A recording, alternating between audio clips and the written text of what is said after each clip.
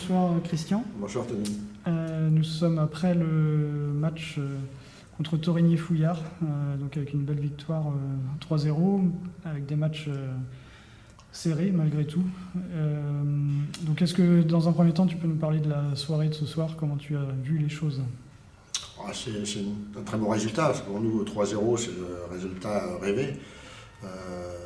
C'est vrai que on est dans une bonne passe. On avait joué dimanche à Caen, on avait aussi gagné, donc 3-1. Là, on gagne ce soir, on gagne 3-0.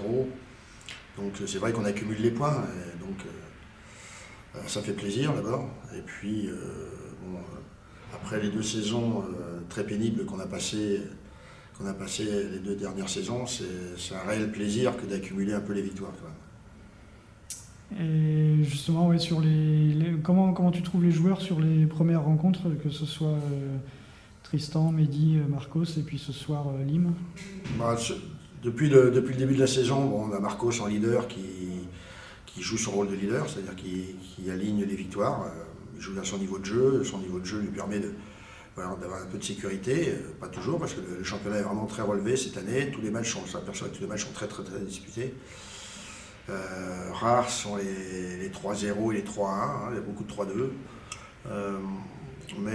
Donc Marcos, après, il faut trouver, quand on a un leader qui donne 2 points, trouver quelqu'un qui soit capable d'apporter des points. Donc ça a été en début de saison, c'était Mehdi, puis ça fait plaisir parce que on s'aperçoit que Tristan, qui est revenu en fin de saison dernière, après les multiples blessures, là enchaîne 2 victoires de suite, une sur le défenseur coréen à Caen, et puis ce soir sur Alamian, qui est un très bon joueur de championnat, qui est un joueur classé mondial, qui a brillé sur les derniers championnats d'Asie. Donc c'est une très bonne victoire, donc c'est bien, si tout le monde participe, c'est super. Et puis on avait aussi, pour la première fois dans notre équipe, Lim Jong-yoon, qui faisait connaissance avec l'équipe, qui a joué. Ça n'a pas été un match facile pour lui.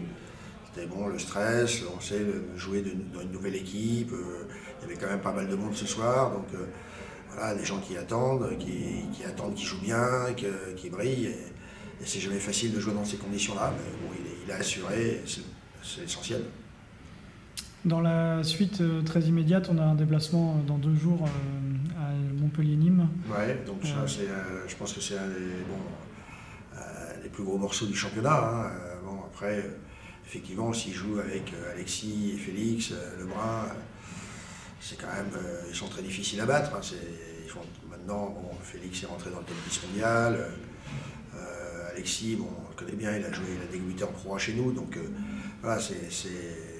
c'est une très belle équipe, plus Esteban, on aura presque la moitié d'une équipe de Pontoise peut-être en face de nous si Esteban joue, mais c'est vrai que on les connaît bien et c'est une équipe très difficile à battre. Il faudra qu'on soit vraiment au maximum, qu'on joue bien pour défendre nos chances. Mais c'est quand même... Après, le problème qu'ils ont, c'est que des fois, ils ont une équipe qui est très compétitive, qui domine le championnat de France si tout le monde joue bien. Et puis des fois, l'accumulation, la fatigue, laisser les joueurs au repos, ce qui est aussi important. C'est plus la même équipe qui se présente en championnat. Donc c'est toujours problématique pour les équipes de savoir quelle équipe ils vont recevoir. Et un peu plus tard, on débute la Ligue des Champions. Ouais. Est-ce que quelques petits mots là-dessus? Je crois que c'est fin novembre, début décembre. Ouais, fin novembre. Alors, donc on joue sur un club tchèque, je dis pas de bêtises, que je connais pas très bien. Donc on va aller jouer là-bas. C'est vrai que dans une poule de 3, la formule est toujours un peu la même. C'est-à-dire que il faut finir premier de sa poule pour rentrer dans cette année. Il y aura un Final Four. Donc les 4 premiers, il y a 4 poules de quart de finale, si on veut dire. Le premier de chaque poule est qualifié pour un Final Four, donc dans un lieu unique, ça sera à Sarrebruck.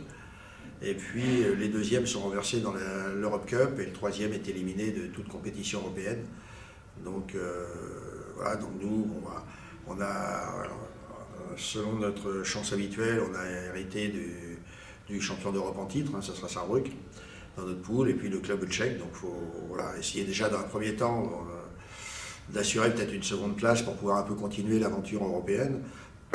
Et puis si on peut faire mieux, effectivement, si je ne sais pas si on pourra compter en fonction de leur calendrier sur nos joueurs coréens. Si on a nos joueurs coréens, avec Marcos, on a montré qu'on avait une équipe qui pouvait être très dangereuse pour tout le monde. Donc on verra. Ok, je te remercie Christian. Merci à toi.